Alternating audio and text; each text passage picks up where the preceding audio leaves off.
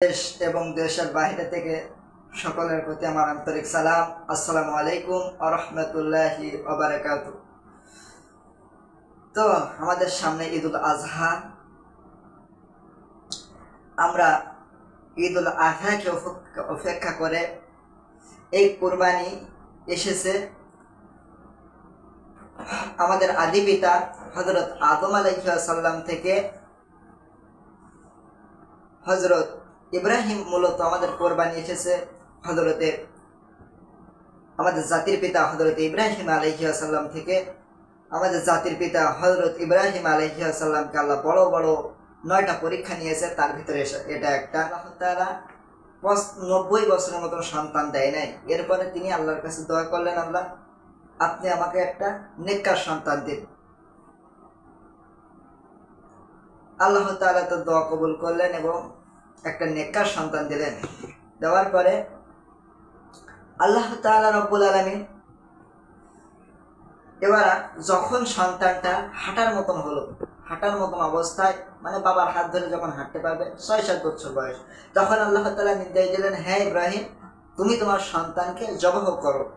তো ভাইরা আমার, আমি বেশি কথা বাড়াবো না।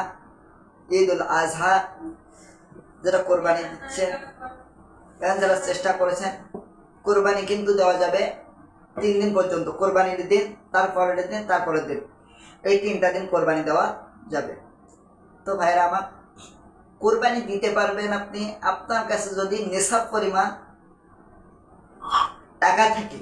কোরবানির প্রথমে মনে করেন যে আপনার ছাগল কেনার মতন, একটা গরু কেনার মতন আপনার সামর্থ্য আছে, ঈদের দিন অথবা ঈদের পরের দিন, তারপরের দিন, এই 3 দিনের ভিতরে যদি আপনার কাছে একটা ছাগল কেনার টাকা থাকে, তাহলে আপনাকে কোরবানি দেওয়া লাগবে। কুল ইন্না সলাতি ওয়া নুসুকি ওয়া মাহইয়ায়া ওয়া মামাতি লিল্লাহি রাব্বিল আলামিন। আমার সালাত, আমার কোরবানি, আমার জীবন, আমার বেঁচে থাকা, আমার মরে যাওয়া সবই আল্লাহর জন্য। তো এখানে আল্লাহ তাআলা বলেন, কুল ইন্না সলাতি ওয়া নুসুকি ওয়া মাহইয়ায়া ওয়া মামাতি লিল্লাহি রাব্বিল আলামিন। হে আল্লাহ, যদি কোনো ব্যক্তি কোরবানি দিতে চায় তার সর্বপ্রথম নামাজ পড়া লাগবে। কিন্তু আপনি যদি নামাজ না পড়ে শুধু কোরবানি দেন, ওটা কিন্তু হবে না।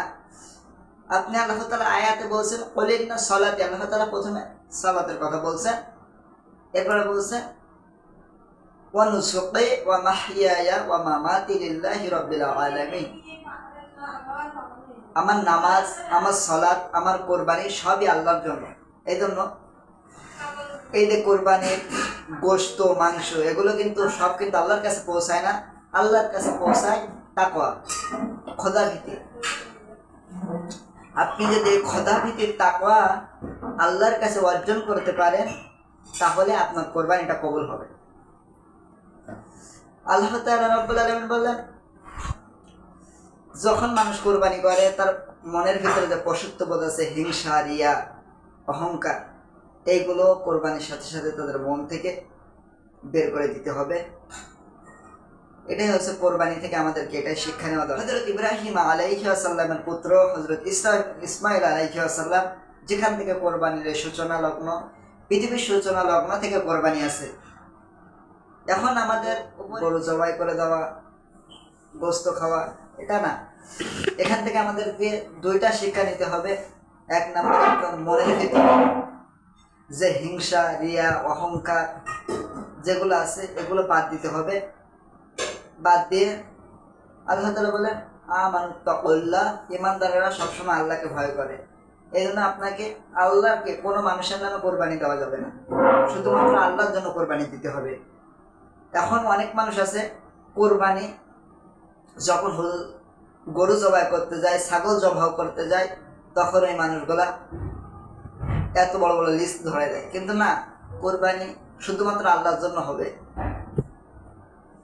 কোরবানি শুধুমাত্র আল্লাহর জন্য করতে হবে। কেননা আমাদের এই কোরবানির চামড়া, গোশত, এগুলা কিন্তু কি রক্ত, এগুলা কিছু আল্লাহর কাছে পৌঁছায় না।